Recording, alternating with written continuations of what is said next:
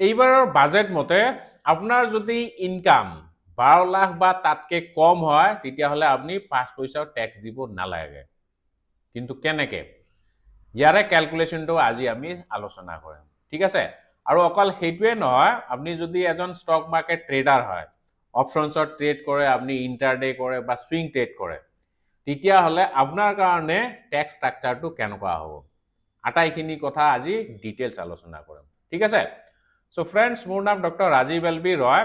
মই ষ্টক মাৰ্কেটৰ ওপৰতে ভিডিঅ' বনাওঁ, mainly trading, investment, mutual fund.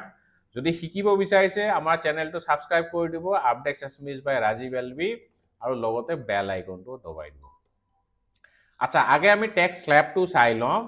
এতিয়া আমাৰ ইণ্ডিয়াত দুটা টেক্স ৰিজিম চলি আছে। এটা হ'ল ওল্ড টেক্স ৰিজিম আৰু এটা নিউ টেক্স ৰিজিম। ঠিক আছে? ওল্ড টেক্স ৰিজিম কোনটো? ওল্ড টেক্স ৰিজিম মতে আপুনি কিছুমান ডিডাকশন দেখাব পাৰে বা আপুনি ইনভেষ্টমেণ্ট কিছুমান দেখাব পাৰে। আপুনি LIC প্ৰিমিয়াম দিছে বা NSC কিনিছে বা আপোনাৰ PPF একাউণ্ট আছে, সো সেইবিলাকৰ ইনভেষ্টমেণ্টবিলাক আপুনি দেখাব পাৰিব। ঠিক আছে? কিন্তু নিউ টেক্স ৰিজিম মতে আপুনি একো ইনভেষ্টমেণ্ট দেখাব নোৱাৰে, যোনখিনি ইনকাম হয় গোটেইখিনিয়ে দেখাব লাগিব। ঠিক আছে? সো ওল্ড টেক্স ৰিজিমটো এবাৰ আপুনি চাই লওক।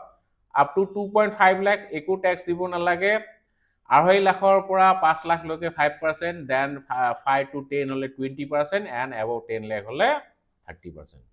কিন্তু ইয়াতে আপুনি 80Cৰ আণ্ডাৰত সেইবিলাক ইনভেষ্টমেণ্ট দেখাব পাৰিব। ঠিক আছে? LIC প্ৰিমিয়াম বা NSC বা আপোনাৰ বাচ্চাৰ স্কুল ফিজ বা আপোনাৰ হাউজিং লোনৰ ইণ্টাৰেষ্ট, সেইবিলাক সব দেখাব পাৰিব। সো ইয়াৰ মতে যদি আপোনাৰ ইনকাম 7 লাখ হয় তেতিয়াহ'লে 5 পইচাও টেক্স দিব নালাগে, মানে আফটাৰ ডিডাকশন দে। ঠিক আছে? আৰু নিউ টেক্স ৰিজিম মতেও মানে এজ পাৰ FY25, মানে এইবাৰ যদি আপুনি ITR ফাইল কৰে, মাৰ্চৰ পিছত আপুনি ITR ফাইল কৰিব লাগিব। সো ITR ফাইল কৰিবলৈ হলে আপুনি যদি নিউ টেক্স ৰিজিম চুজ কৰে তেতিয়াহ'লে যোৱাবাৰৰ যোনটো টেক্স স্ল্যাব এইটো চাব লাগিব। 3 লাখ লৈকে একো টেক্স দিব নালাগে, 3 to 7 হলে 5%, 7 to 10 10%। সো এনেকা এইটো হ'ল স্ল্যাবটো। সো এইটো টেক্স ৰিজিম মতেও মানে as per last year tax regime, ইয়াৰ মতে আপোনাৰ ইনকাম যদি 7 লাখ হয় তেতিয়াও আপুনি একো টেক্স দিব নালাগে। কিন্তু এই 1 তাৰিখে যোনখন বাজেট প্ৰেজেন্ট হ'ল, এইখনত টেক্স ষ্ট্ৰাকচাৰত বহুতখিনি, বিশেষকৈ ইনকাম টেক্স ষ্ট্ৰাকচাৰত বহুতখিনি চেঞ্জ কৰিছে। আৰু এই চেঞ্জৰ ফলত আপোনাৰ যদি ইনকাম 12 লাখ টকা হয় তেতিয়াহ'লে আপুনি 1 লাখ, মানে 1 লাখ নহয় 1 পইচাও টেক্স দিব নালাগে।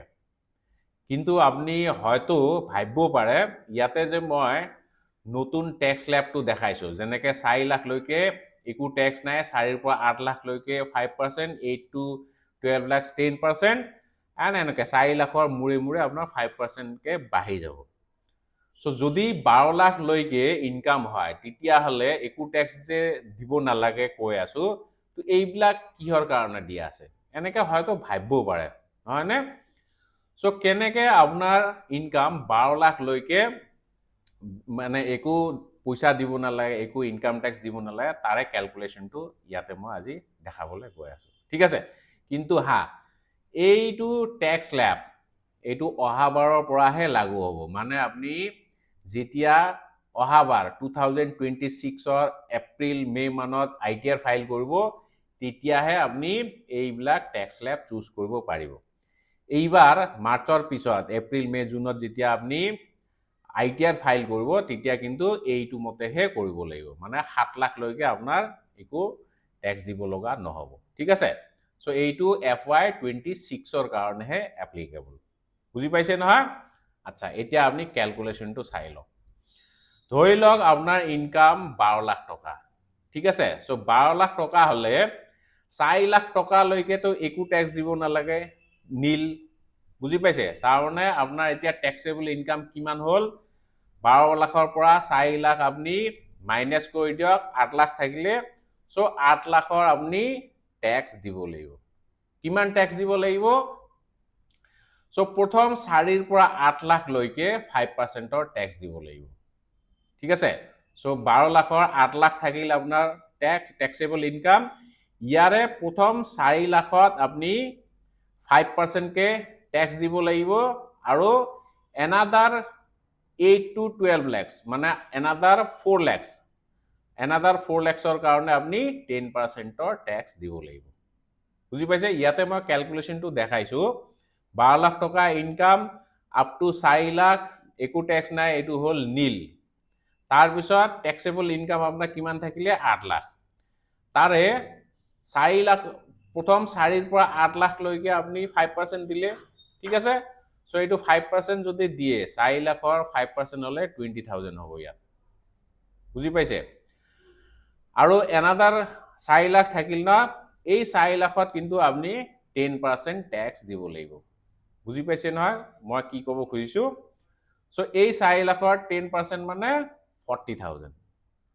সো টোটাল ট্যাক্স আপোনাৰ কিমান হ'ব 60000 বুজি পাইছে সো 5% মতে 20000 and 10% মতে 40000 সো টোটাল হ'ব 20 plus 40 60000 তাৰনে এইখিনি হ'ব আপোনাৰ টোটাল ট্যাক্স বুজি পাইছে সো যদি বুজি নাই পোৱা আকৌ এবাৰ এইখিনি জায়গা আপুনি ৰিৱাইন্ড কৰি প্লাই চাব বুজি পাব সো ইয়াতে তো 60000 আমাৰ ট্যাক্স দিব লগা হৈ আছে as per new tax regime FY26 12 lakh লৈকে আমি 60000 ৰ ট্যাক্স দিব লাগে কিন্তু মই তো স্টাৰ্টিংৰ পৰা কৈ আছো জিৰো ট্যাক্স দিব লাগিব হেতু কেনেকে হেতু এইটো কাৰণে ইনকাম ট্যাক্স ৰুলত এটা সেকশন থাকে 87A এইটো মতে আপনি 60000 ৰ এটা ৰিবেট পাব মানে আপোনাৰ যদি ট্যাক্স 60000 হয় সেইখিনি গুটেইখিনি পইচা আপনি ৰিবেট হিচাপে পাব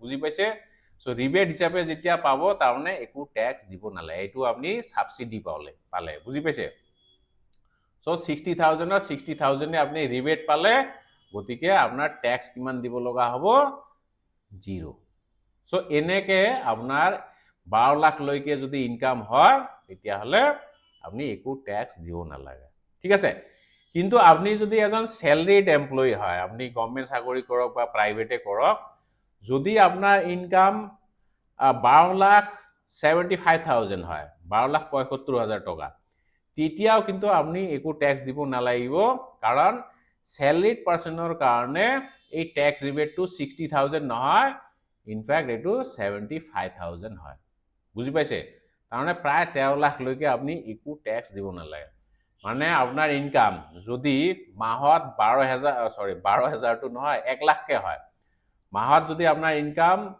1 লাখ পার মান্থ হয় তেতিয়া হলে আপনি কিন্তু একো ট্যাক্স নিদিলেও হৈ যাব আৰু এইটো কিহৰ কাৰণে কৰিছে মেইনলি মাৰ্কেটত লিকুইডিটি আনিব লাগে মাৰ্কেট মানে ইকোনমিত লিকুইডিটি আনিব লাগে সো ৰাইজৰ হাতত যেতিয়া পইচা আহিব যদি ট্যাক্স মানুহৰ বাছি যায় 60000 এৰ ট্যাক্স বাছি যায় সো মানুহে কি কৰিব এইখিনি পইচা খৰচ কৰিব নহয় নে সো খৰচ কৰিলে ইকোনমিৰ গ্ৰোথ হ'ব মানুহে বজাৰ যাব শপিং কৰিব শপিং কৰা মানে কি কোম্পানী বিলাকৰ প্ৰফিট হোৱা মানে কোম্পানীৰ প্ৰফিট হোৱা মানে এগেইন গভৰ্নমেন্টে কোম্পানীৰ ওপৰত ট্যাক্স লগাব সো কোম্পানী গভৰ্নমেন্টৰ প্ৰফিট ঠিক আছে সো হেতু কাৰণে এইবাৰ ট্যাক্স ৰিজিমত এনেকুৱা ধৰণৰ বহুত ডাঙৰ এটা হালহলনি কৰা গল বুজি পাইছে এতিয়া লাষ্ট যোনটো কোৱেৰি আছিল আমাৰ যে আপনি যদি এজন স্টক মাৰ্কেটত ট্ৰেডাৰ হয় বা আপনি স্টক মাৰ্কেটত ইনভেস্ট কৰি আছে তেতিয়া হলে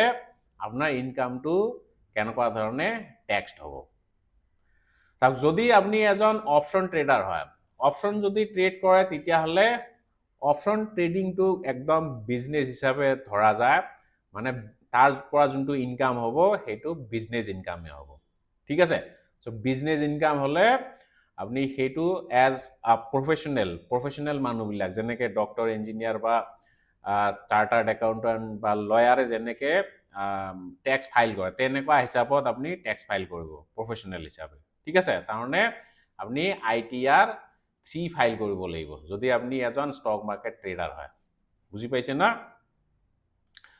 সো অপশন ট্ৰেডাৰ হলে একে হ'ব কাহানিটো আপনি যদি 12 লাখ লৈকে ইনকাম কৰে তেতিয়া হলে আপোনাৰ ইনকামটো 0 হ'ব বুজি পাইছে নহয় কেনেকে এজ পাৰ দিছ স্ল্যাব মানে এই স্ল্যাব মতে আপনি অপশন ট্ৰেডিংটোক বিজনেস হিসাবে ধৰিব পাৰে আৰু বিজনেস ইনকাম হলে আপনি এইটো হিসাবত ট্যাক্স দিব লাগিব কিন্তু হ্যাঁ আপনি যদি এজন ইন্টারডে ট্রেডার হয় বা আপনি এজন পজিশনাল ট্রেডার আপনি স্টকত কিনা বেচা কৰে স্টক কিনে বিক্ৰি কৰে ঠিক আছে সো যেতিয়া আপনি স্টকত কিনা বেচা কৰিব তাত দুই ধৰণৰ ট্যাক্স লাগে এটা হল এলটিসিজি আৰু এটা হল এসটিসিজি ফুল ফর্ম তো গমে পায় এলটিসিজি মানে লং টার্ম ক্যাপিটাল গেইন হলে আপনি 12.5% অর ট্যাক্স দিব লাগিব আৰু এসটিসিজি হলে 20% অর ট্যাক্স দিব লাগিব ঠিক আছে কিন্তু হ্যাঁ এলটিসিজি প্রথম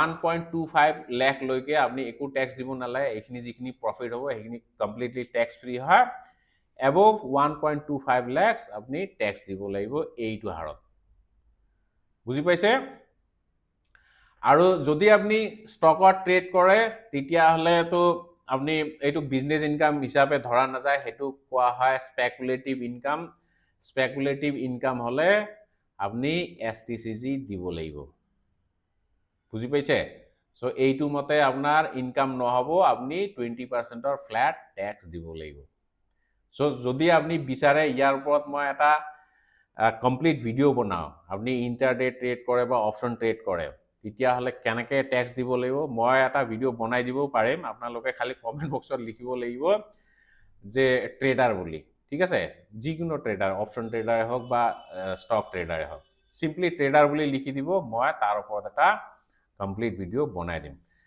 কিন্তু এইটো চাওক আপনি যেতিয়া এসটিসিজি কৰিব ন অপশন ট্ৰেডিং এ হোক বা স্টক ট্ৰেডিং এ হোক নো ডাউট সবৰে তো প্ৰফিট নহয় মাৰ্কেটত কিছুমানৰ লসও হয় গুড নিউজ ইজ দ্যাট আপনি লস টু অপশন ট্ৰেডিংৰ কাৰণে 8 বছৰ লৈকে ক্যাৰি ফৰওয়াৰ্ড কৰিব পাৰে আৰু যদি আপনি ইন্টাৰডে ট্ৰেড কৰিছে তাৰ লসটো আপনি 4 বছৰ লৈকে ক্যাৰি ফৰওয়াৰ্ড কৰিব পাৰিব 4 বছৰ লৈকে হেতু দেখাব পাৰিব ঠিক আছে সো ডিটেইলস ভিডিওৰ কাৰণে আপনি কমেন্ট কৰিব লাগিব সো যিয়ে নহক মই আশা কৰিছো আজিৰ ভিডিওটো আপোনালোকে বুজি পাইছে ক্যালকুলেশনস কিনি মই কেনেকে কৰিলো সো হেকলৈকে ভিডিও চোৱাৰ বাবে অশেষ ধন্যবাদ জয় আই হোপ